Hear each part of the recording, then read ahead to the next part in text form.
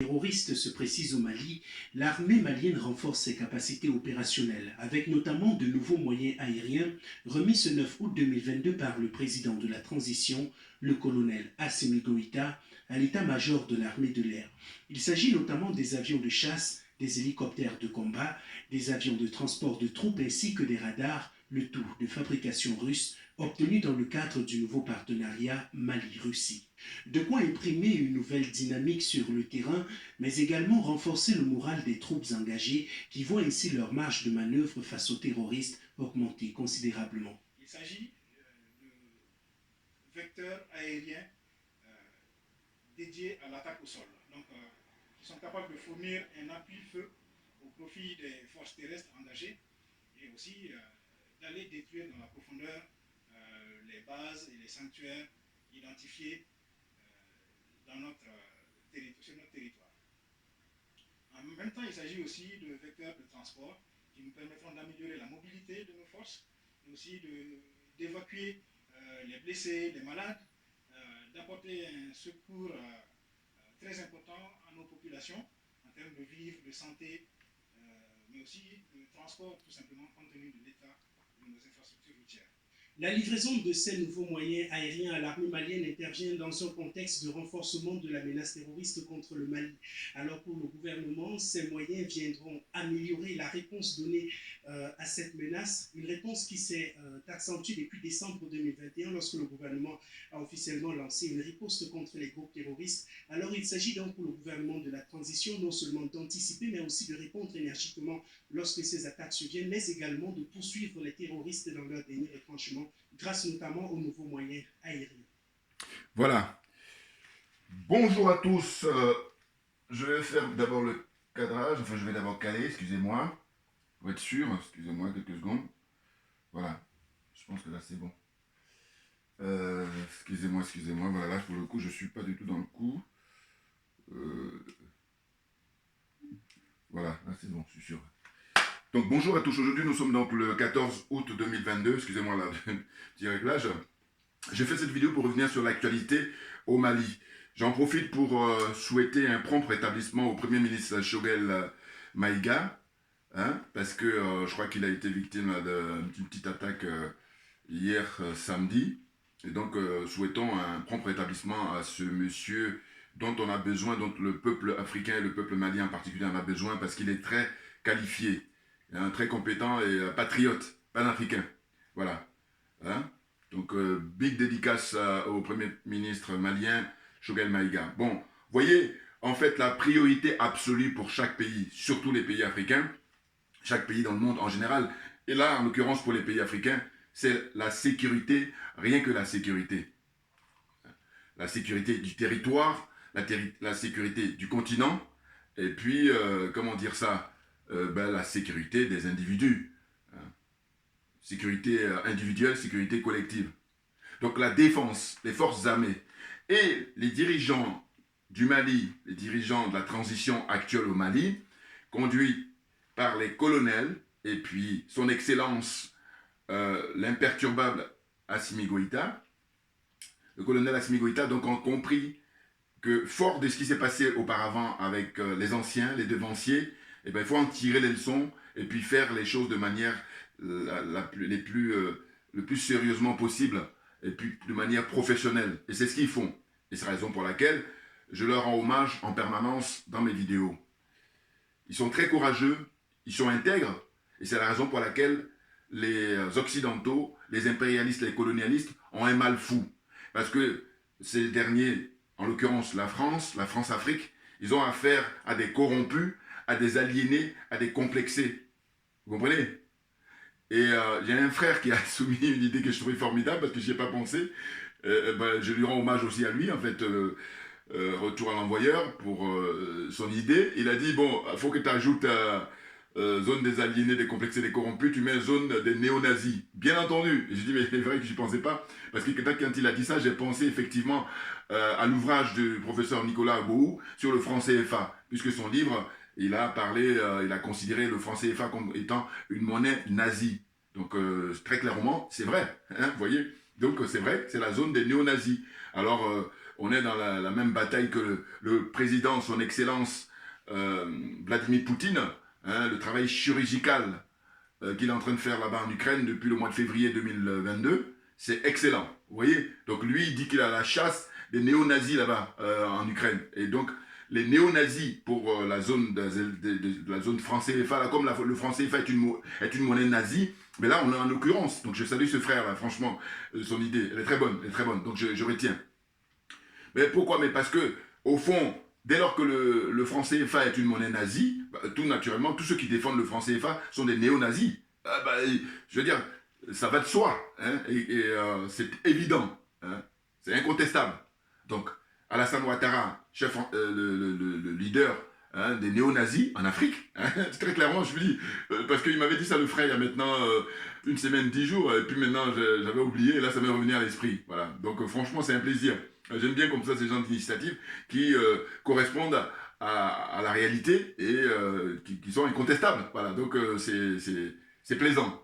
Donc je reviens, Macky Sall, pareil, c'est un néo-nazi en Afrique, hein, Patrice Talon, néo-nazi en Afrique, Bazoum, hein, président du Niger, hein, néo-nazi en Afrique, Faure Gnassingbé, néo-nazi en Afrique, hein, voyez la liste, hein, l'autre qui a été évincé là au Burkina Faso, puis même son successeur, Damiba, là, jeune branleur, c'est un branleur, comprenez? On aurait souhaité que, un plus jeune comme ça, qui est aux alentours de 40 ans, 41, je sais pas, mais en tout cas jeune, il est beaucoup plus jeune que moi, tout naturellement. Et c'est pour ça que je me permets de dire, c'est un branleur. Hein, parce qu'on se dit, mais tout le travail fait par Thomas Sankara, le capitaine Thomas Isidore Sankara, eh ben, on revient au point mort. Vous vous rendez compte? On est dans le pays de Thomas Sankara. C'est extraordinaire. C'est-à-dire qu'il y a des pays qui avancent tout doucement, mais Thomas Sankara, par la révolution qu'il a menée avec ses frères de lutte, hein, pas les intrus, ou pas les infiltrés comme Blaise Compaoré, mais les autres. Hein. Eh bien, ils ont mené une révolution qui a été saluée par le monde entier. Hein. Et puis là, comme ils sont rancuniers, les dirigeants français, eh bien, ils remettent ça. Et Blaise Compaoré, ils sont là en train de fantasmer qu'ils reviennent alors que c'est peine perdue, c'est terminé, c'est mort, c'est fini. Maintenant, ce qu'on a appris, c'est que c'est M. Alassane Ouattara, donc le chef néo-nazi en Afrique, c'est lui qui est en train de gérer la Côte d'Ivoire déjà depuis 2011, et puis même qui gère maintenant en parallèle depuis l'éviction, parce qu'il a participé à l'éviction de Roch Marc Kaboré. Je sais pas s'il est, je pense qu'il en est conscient, mais comme ils sont maso, et parce qu'il allait lui rendre visite avant de venir aller se soigner là, parce qu'il a des problèmes de santé, Roch Marc Kaboré. Bon, donc c'est M. Alassane Ouattara qui est le maître d'œuvre hein, de la déstabilisation de toute la sous-région là-bas en Afrique. Je ne vais pas dire l'Afrique en général, et puis la zone CEDEAO là en particulier. Vous voyez? Donc là, lui, eh ben, Damiba, là, au Burkina Faso, il sert juste de, homme de paille. Hein, c'est un passeur de plats, il passe les plats.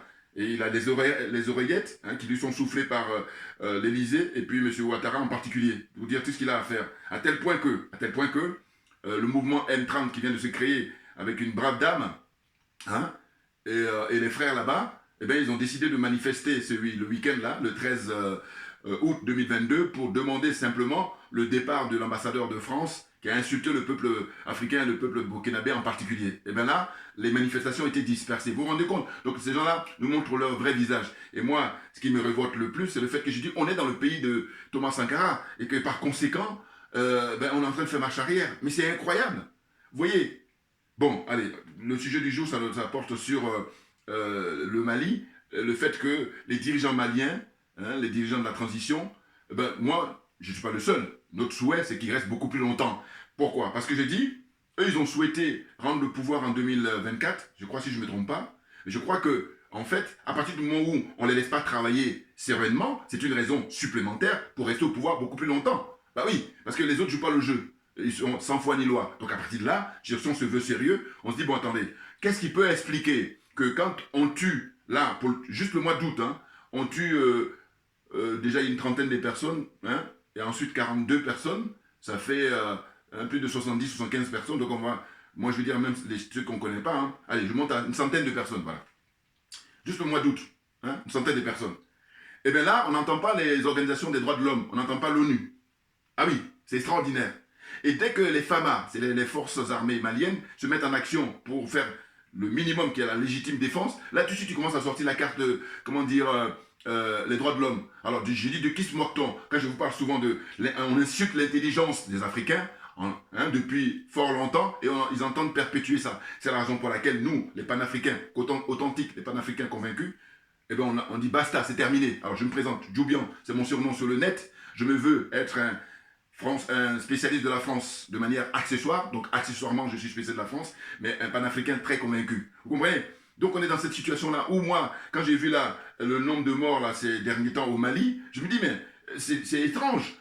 Les gens qui protestent à chaque fois pour dire oui, la violation des droits de l'homme, ça veut dire qu'en fait, quand on assassine des Maliens, des pauvres gens, et puis aussi des soldats maliens, des soldats d'élite, eh ben là, il n'y a pas de droits de l'homme. Mais dès que eux, ils font la légitime défense, eh ben on dit, non mais attendez, il faut arrêter. Et je crois que, je vous dis, moi, bon, les frères, je les suis, mais j'espère que mes vidéos vont porter. Pourquoi? Parce que j'ai dit, d'abord, j'ai préconisé, quand il y a eu l'attaque du camp de Kati, là, la chasse aux sorcières. Ça veut dire ce que ça veut dire. C'est-à-dire qu'on va aller chercher maison par maison, faut les repérer, et puis le peuple doit les aider, et ils le font. Mais il faut le faire encore plus en avance.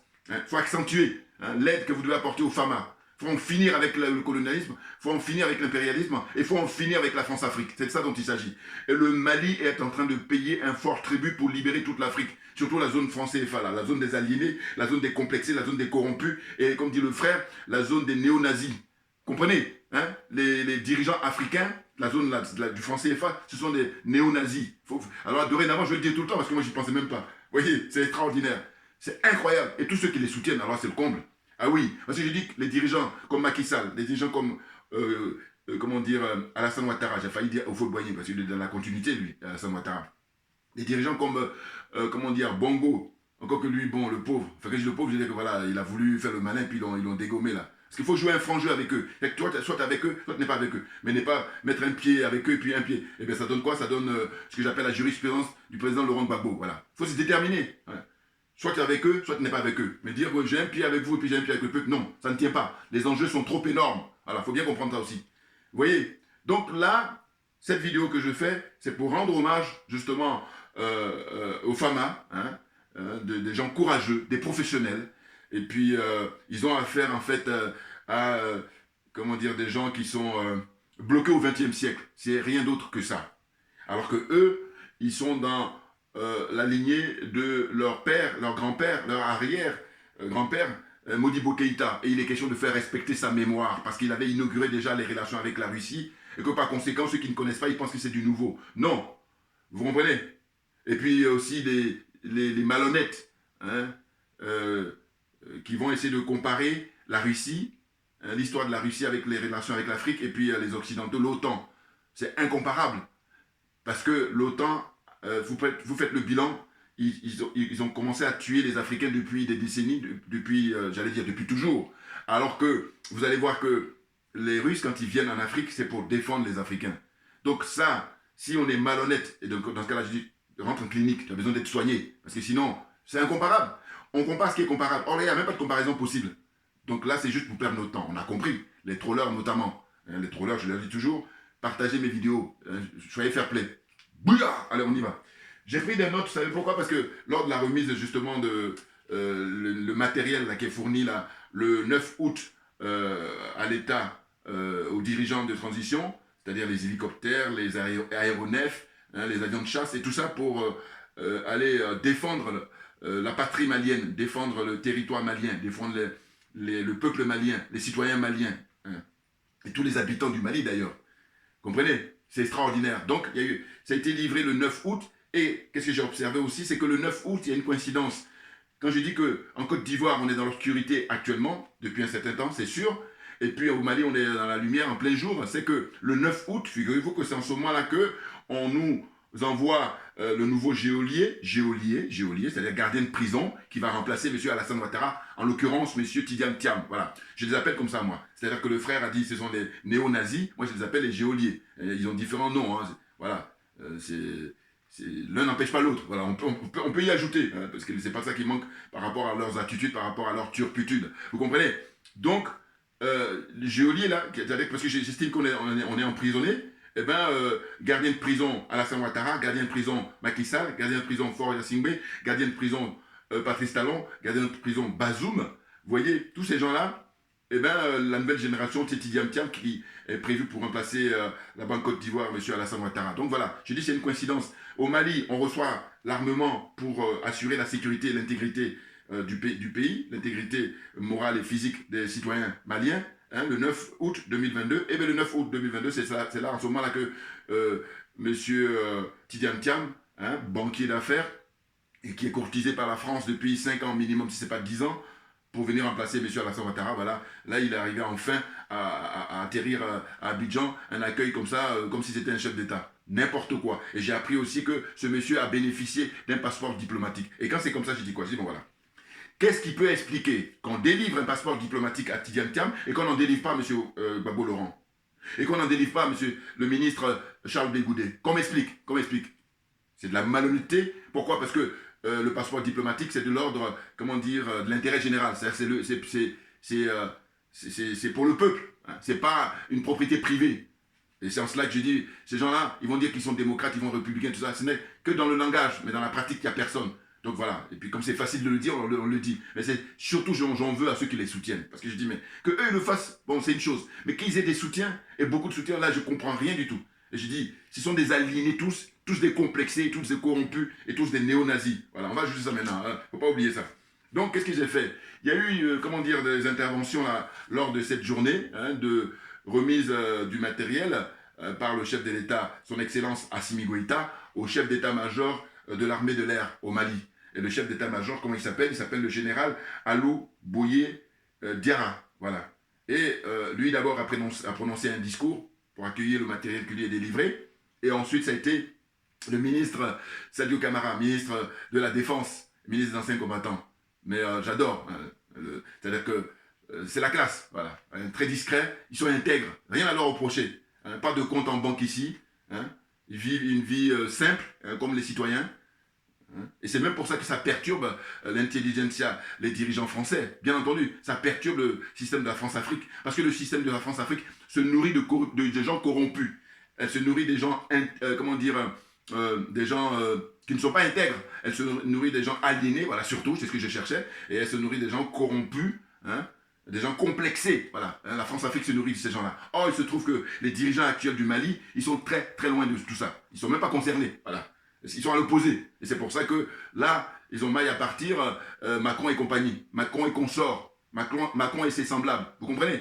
Voilà. Donc, j'ai pris quelques notes rapidement. Le chef d'état-major, le général Alou Boye Diarra, lui, quand il s'est exprimé, j'ai pris quelques notes là rapidement, il a dit les moyens aériens que vous nous remettez, et il s'adresse au président de la République, M. Assimi Goïta, n'ont pas une vocation de prestige. Voilà, suivez son regard, suivez mon regard. Voilà, il dit les moyens que vous nous donnez, ce n'est pas pour le prestige. C'est-à-dire que quand vous allez regarder lors des différentes fêtes, les pseudo-indépendances là, d'abord au Bénin le 1er août et puis la Côte d'Ivoire le 7 août, eh ben, ils ont plein d'engins là, mais qui sont juste là pour faire de la figuration.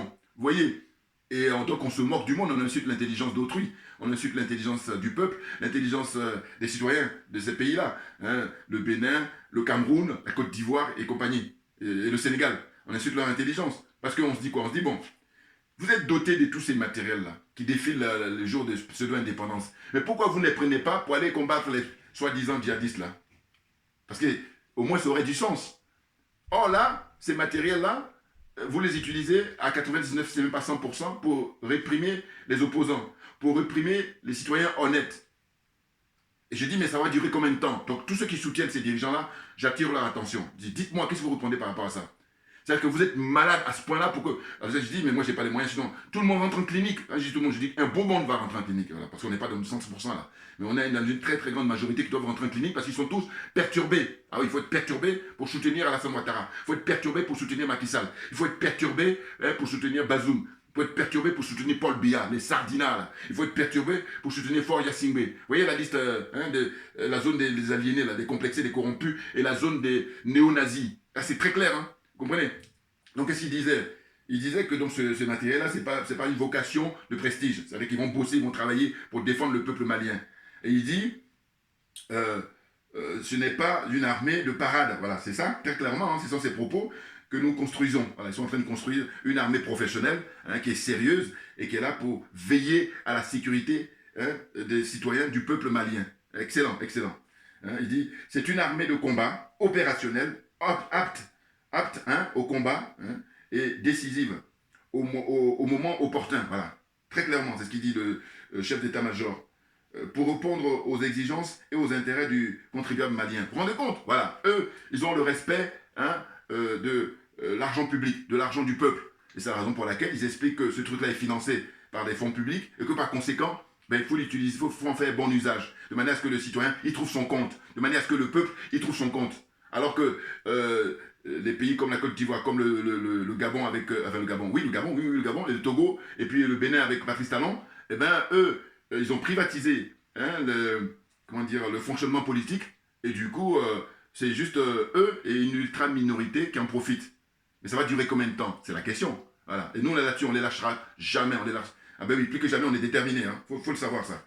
Donc, ensuite, après le chef d'état-major qui a prononcé son discours, il y avait un parterre de beau monde, notamment des anciens combattants, notamment des dévanciers qui étaient pilotes. Ils avaient la chair de poule parce qu'on a pu les interroger. Bon, moi, je vais vous envoyer le lien là, juste de ce que j'ai pu récupérer là. Mais quand vous allez sur Internet, évidemment, il y a les reportages et les images à volonté. Voilà. Donc, monsieur le colonel Sadio Camara, ça c'est mon pote, ça, j'adore. Enfin, ils sont tous mes potes. Mais quand je dis potes, j'aime beaucoup. Il y a, comment on appelle ça, l'allure comme ça, la classe, et puis il y en a là-dedans. Il y en a là-dedans, et puis ils sont intègres. Alors là, moi, il y a rien à RAS, il n'y a rien à signaler.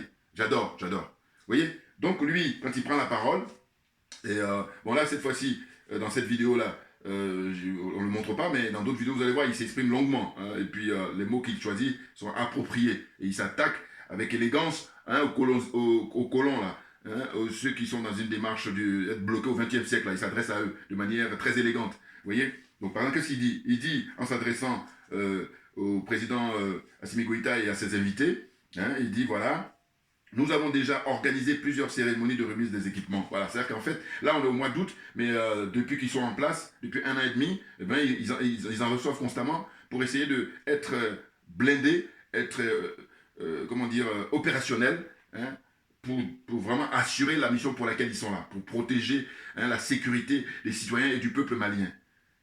Donc il disait, pour une gestion assainie, regardez bien, gestion assainie, c'est-à-dire avant eux, il faut maintenant faire le bilan. Le temps qu'est resté IBK, le bilan des IBK. C'est marrant parce que c'est un truc que j'attends pas souvent, même dans les médias mainstream ou n'importe.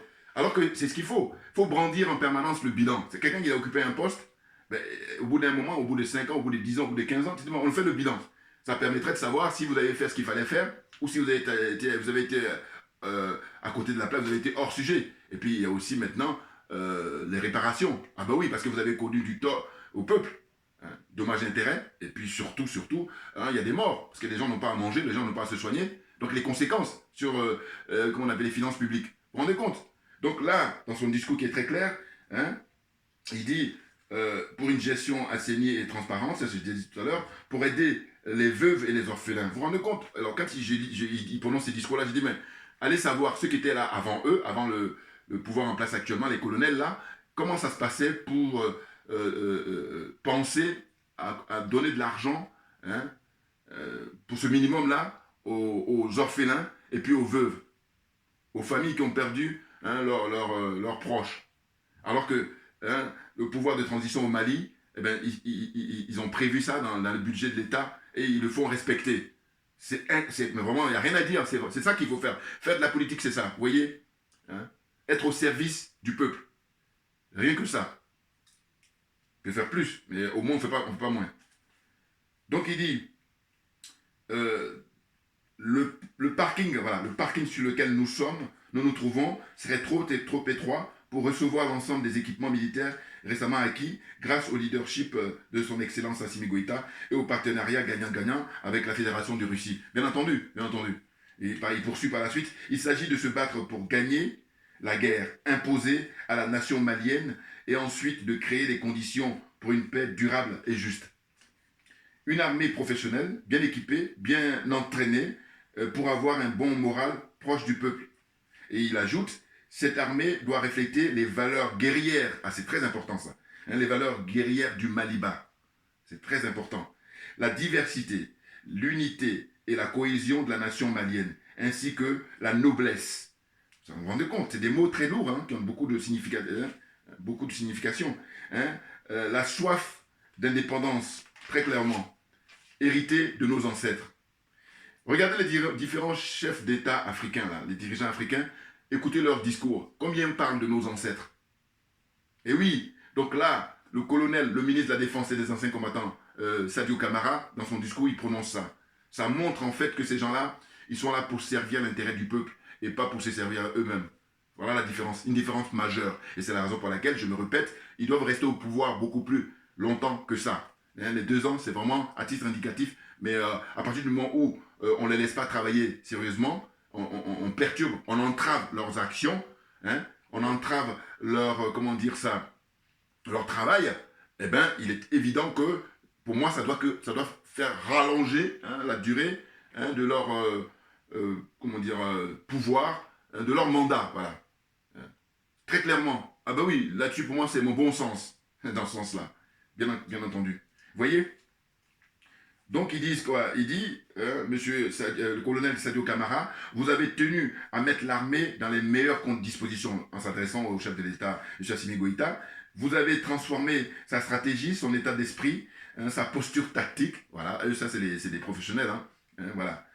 Vous l'avez réorienté vers des partenaires plus variés, pour plus d'ouverture, plus de compétences, plus de fiabilité, plus de sincérité. On est compte, hein, la sincérité, ça ne correspond pas aux Français. Hein. Voilà. Toujours tourné vers l'avant, sans esprit de recul. Vous l'avez équipé en quantité et en qualité. Voilà, là, il parle de les moyens qui sont donnés à l'armée malienne là, pour essayer de travailler sérieusement et en finir avec tous ces gens-là, ces agresseurs-là, hein, ces gens qui sont sans foi ni loi, ces gens qui ont juste l'apparence d'être humains, mais qui ne sont pas des êtres humains. Suivez mon regard. Bon. Donc, il dit par la suite, donc équipé en quantité et en qualité, dépassant ce que beaucoup pouvaient imaginer. Ah ben, bien entendu. Ah ben là, le Mali, dans cette zone-là, hein, la zone de l'Afrique de l'Ouest, là, ils peuvent même défier le géant du Nigeria. Ouais, ah ouais. Là, si je parle du Nigeria, vous pensez bien que la Côte d'Ivoire, c'est des majorettes, hein, l'armée ivoirienne, c'est des majorettes. Il y a juste, au lieu de mettre des pom-pom girls, il faut mettre des pom-pom boys. Normalement, il devait avoir ça plutôt. Lors du défilé du 7 août 2022, là, à Yamoussoukro, n'importe quoi. C'est juste l'apparence. Mais si ils veulent se confronter à l'armée malienne, ils ne pourront même pas tenir une journée. Parce qu'eux, ils sont aguerris, et ils sont sérieux, et ils ont la fourniture. Les moyens qui sont donnés par la Russie. Ce n'est pas l'armée française qui, depuis très longtemps, depuis les années 60, les accords qu'ils ont signés, qui sont des accords bidons, sont des accords, comment on appelle ça, trafiqués, hein, qui sont juste au bénéfice de la France et pas au bénéfice, ou en tout cas dans un respect réciproque. Non. On a même des images sur Internet où vous voyez, il y a des armées qui sont encadrées soi-disant par les techniciens français et ils ont juste des cartons, des bouts de carton ou des bouts de bois pour s'entraîner. Je vous dis, mais franchement, des fois quand on regarde ça, ça dépasse. Là, la réalité dépasse la fiction. C'est impressionnant. Vous avez tous ces images là sur Internet. Hein. Incroyable. Et après ça, ils ont le culot de venir la ramener. Non mais franchement. Enfin bon. Donc la suite, c'est quoi?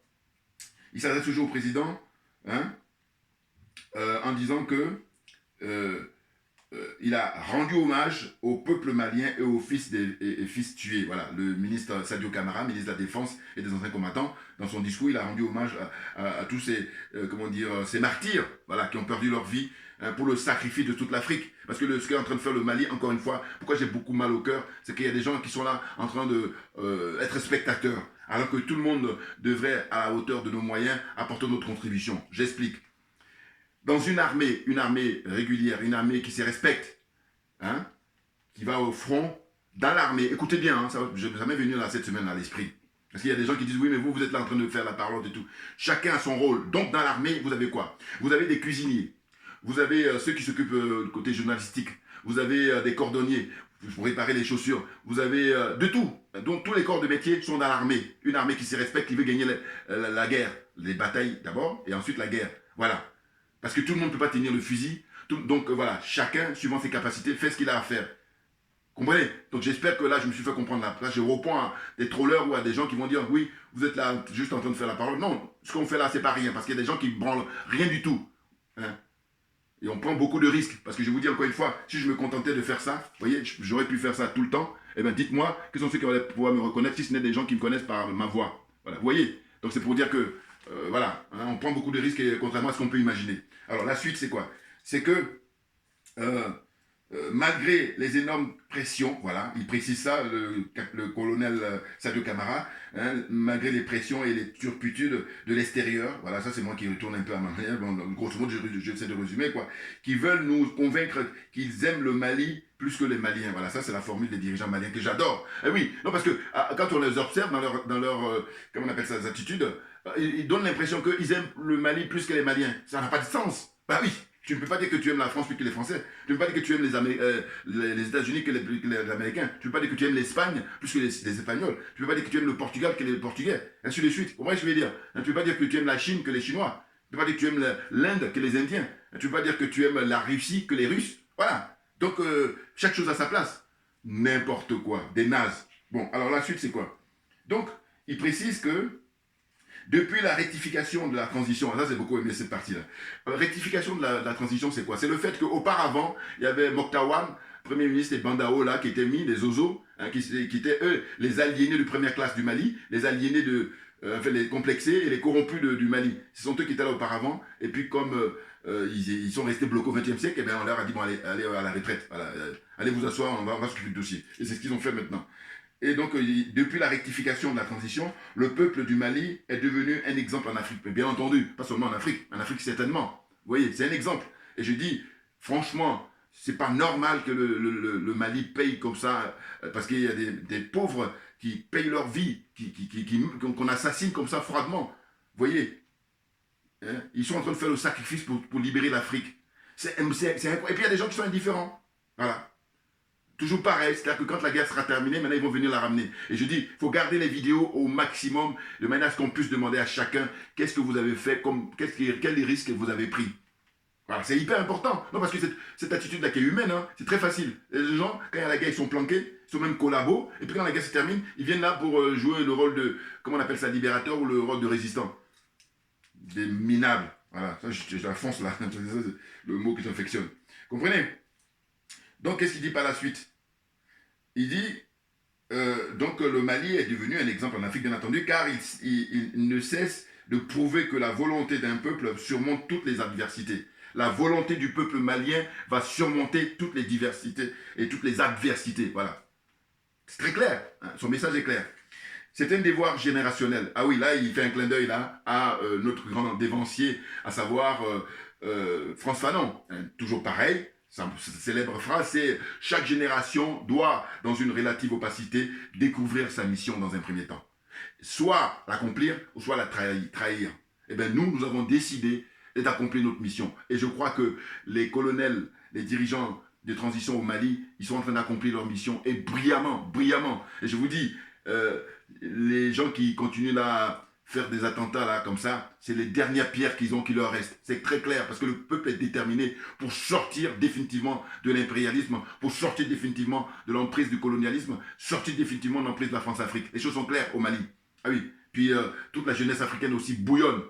Hein, même s'il y a eu une manifestation avortée au Burkina Faso, mais il reste déterminé, c'est clair. Alors ensuite, donc il explique que il y a eu des tragédies artificielles et naturelles. Voilà. Malheureusement, il y a beaucoup plus d'artificiel que de naturel. Voilà. Des agressions gratuites qui ne sont pas justifiées, en tout cas justifiées aux yeux de ceux qui le font. Mais en réalité, quand on se veut humain, on ne peut pas délibérément supprimer la vie d'autrui. Ça ne tient pas. Même les animaux ne le font pas. Les animaux, quand vous observez les documentaires, ils vont le faire dans une espèce de survie. Voilà. Alors que l'être humain, ce n'est pas la survie. Hein. La plupart du temps, ces gens, comme je vous dis, ils ont l'apparence d'être humains, mais ce ne sont pas des êtres humains. En réalité, rien ne leur manque. Mais parce que justement, ils sont malades. Et comme je suis gentil, je suis gentil. Enfin, en tout cas, comme je veux être un être humain, moi, je les mets en clinique. Voilà. Il va falloir les rentrer là-bas et puis les soigner. On va leur apprendre à vivre ensemble. Très important. Eh ben oui, ben oui. Donc, il a parlé de quoi? Il a parlé même malgré les maltraquages, hein, d'un ordre colonial disparaissant. Voilà, ça c'est le clin d'œil à RFI, France 24, les médias français là, qui ont perturbé, qui continuent à perturber le mental des Africains francophones. C'est impressionnant. Donc il fait allusion à ça. Hein. Il dit, les matraquages d'un ordre colonial disparaissant n'ont pas pu empêcher la résistance du peuple du Mali. Très clair. Hein. Le Mali, berceau des grands empires. Ça, beaucoup l'oublient. Eh oui, les Maliens, c'est pas n'importe qui. Hein. Enfin, il faut comparer les différents peuples. Ah oui, oui, oui. Donc là, ce qui se passe aujourd'hui au XXIe siècle, ils sont en pole position pour libérer l'Afrique. Mais ça vient de très, très loin, bien entendu. Ah oui, oui, oui. Il faut réfléchir à plus d'une fois pour comprendre ça. Hein? Donc, il y a le courage, il y a le dévouement, la vérité des temps anciens et de tout temps. Vous voyez? Voilà, ça, c'est les notes que j'ai prises là pour rendre hommage au colonel dirigeant le Mali actuellement depuis 1 an et demi. Ils assurent, hein, comme ça. Il faut les rendre hommage tapis rouge en permanence. Ben oui, parce que quand vous regardez ce qui se passe au Mali, on se dit, mais il fut un temps en Afrique où on a connu, vous savez, les générations de Houphouët-Boigny, les générations de Sédar Senghor, les générations de Modibo Keïta, de Kwame Nkrumah, hein, et tout ça. Ben, à cette époque-là, on avait vu qu'il y avait des écoles. Très clairement, c'était clair, hein, le jeu était clair, parce que les gens se sont déterminés. L'école de Monrovia, sous la conduite d'Houphouët-Boigny, et puis Léopold Sédar Senghor, et d'autres encore que j'oublie. Et puis, vous avez l'école de Casablanca au Maroc, avec Kwame Nkrumah, voilà, les grands leaders, nos dévanciers, hein, les panafricains de première heure, hein, les Patrice Lumumba, les Cheikh Anta Diop, hein, les Modibo Keïta, voilà, tout ce beau monde-là, ben, ils sont retrouvés pour dire que, comme dit Kwame Nkrumah, Africa Unite. Et puis, rappelez-vous, Robert Nesta Marley, Bob Marley, il a fait une chanson comme ça, pour ne pas dire un album spécial dédicace, Africa Unite. Africa Unite. Bon, je chante pas bien moi. Mais en tous les cas, vous aurez compris. Mais c'est dire que très tôt, Kwame Nkrumah l'avait dit que la force que peut avoir l'Afrique, c'est dans son unité. Et si l'Afrique n'est pas unie, c'est une loi naturelle. On ne pourra pas gagner à long terme. Donc, plus que jamais, l'union faisant la force, puisque les autres qui nous piétinent, qui nous humilient, ils sont unis. En tout cas, beaucoup plus que nous. Et donc, notre handicap vient de notre désunion. Donc, déjà, dans les années 50, vous voyez ces pères-là de l'indépendance, hein, ils ont dit Africa Unite. Très clairement.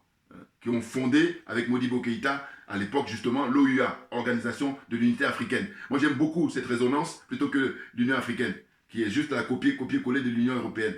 Et les corrompus que quand on apprend, quand on voit que c'est l'Union Européenne qui finance, ça n'a pas de sens. Enfin, mais qu'est-ce que c'est que ces gens-là? Bon, en tous les cas, plus que jamais, moi, mon slogan, zone des aliénés, zone des complexés, zone des corrompus, et j'ajoute pour le frère qui a dit, zone des néo-nazis. C'est plus que jamais que ça. Vous voyez? Donc là, je disais qu'à cette époque-là, c'était bien clair, c'était déterminé. Aujourd'hui, quelles sont les écoles? On a l'école malienne, hein, le peuple malien qui soutient, hein, ses porte-paroles, ses porte-voix, les colonels qui sont là pour représenter le peuple. Et puis, comme, allié, il y a l'Algérie. Comme allié, il y a la Russie.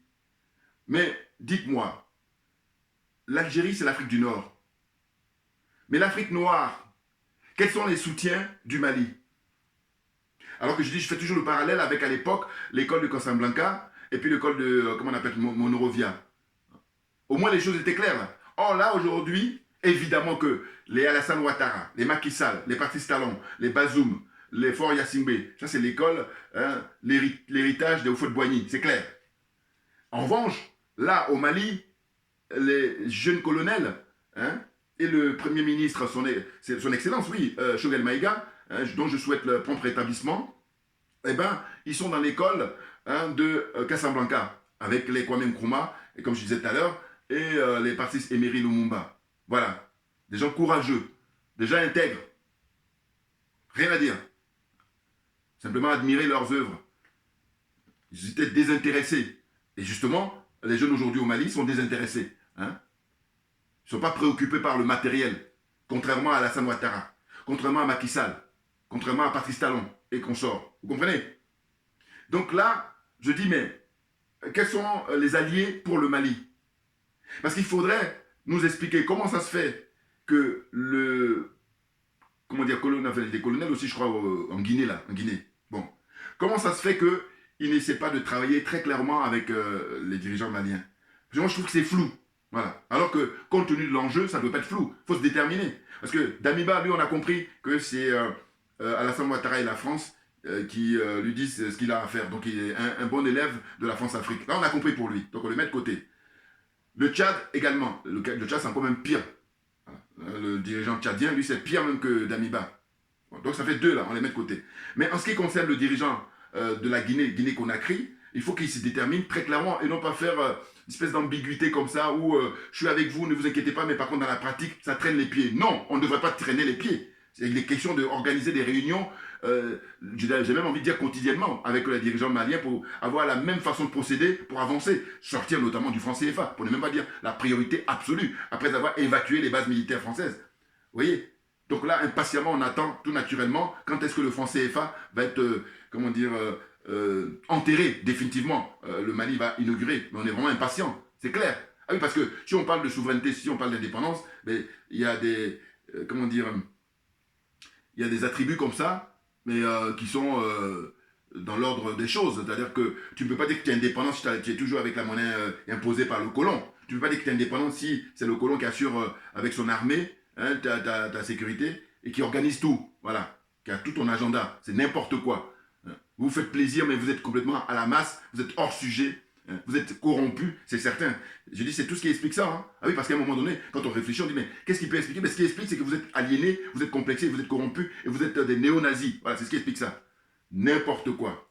Donc, ma vidéo d'aujourd'hui, c'était mon coup de gueule pour expliquer et apporter tout mon soutien aux dirigeants maliens pour dire, gardez le cap, change rien, parce que là, l'équipement, là, ils sont en train de s'équiper, bien s'équiper, et puis maintenant, surtout quand vous allez commencer, enfin si, ils ont déjà commencé, mais je veux dire par là que le fait qu'on tue des Maliens comme ça, délibérément, eh bien, il ne faut pas que leur mort ne serve à rien. Donc, les histoires des droits de l'homme, les histoires de machin là, on insulte l'intelligence de l'Africain depuis toujours, il faut mettre fin à ça définitivement. Donc, de dire, écoutez, moi franchement, si j'étais dans le coup avec eux, j'ai dit, mais attendez, expliquez-moi, parce que là, il faut leur brandir le micro. Hein.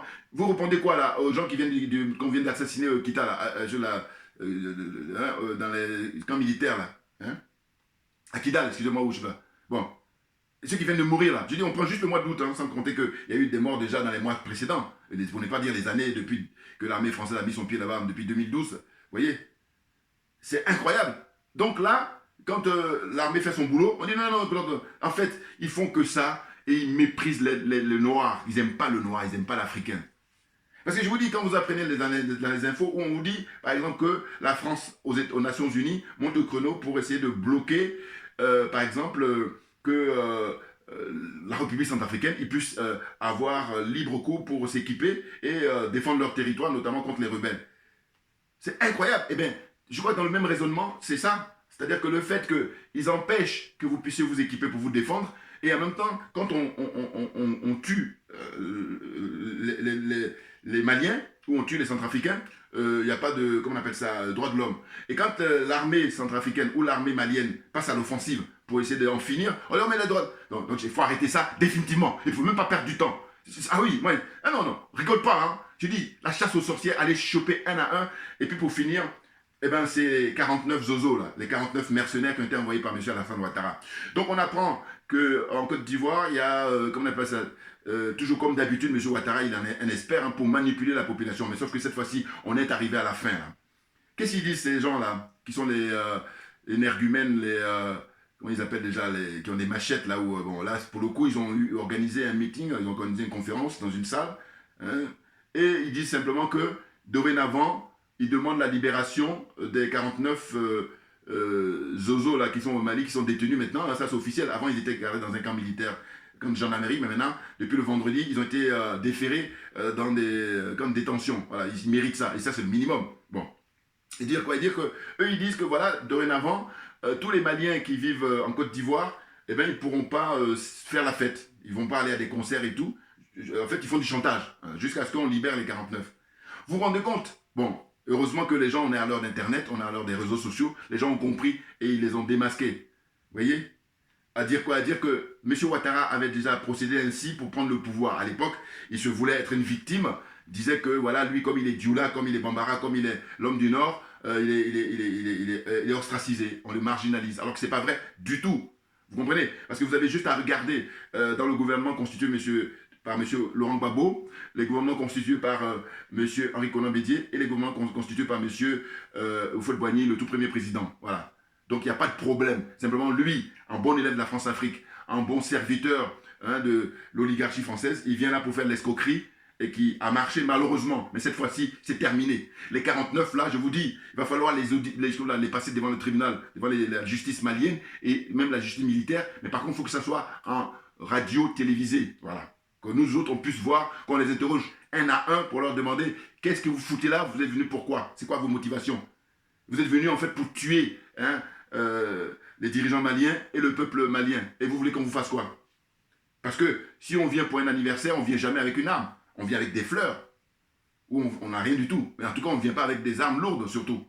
Alors là, on a les preuves, toutes les preuves. Et puis les journaleux, là, tous ceux qui sont à faire de la talakou au pouvoir de M. Ouattara, c'est incroyable. Je dis, mais à l'époque, quand Internet n'existait pas, je veux bien. Mais comme il y a Internet maintenant, mais comment se fait-il que ces gens-là, ils ont le culot de continuer comme ça leur escroquerie? Ça m'impressionne.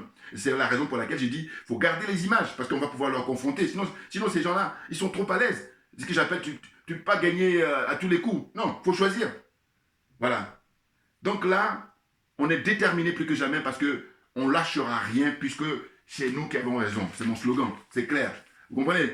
Voilà. Donc le Mali est maintenant bien équipé et ils vont commencer, en tout cas ils vont maintenant accélérer la libération totale de tout le territoire malien pour le bien-être des Africains et surtout pour le bien-être du peuple malien en particulier. Merci beaucoup pour votre attention et à très bientôt. On ne lâche rien parce que c'est nous qui avons raison.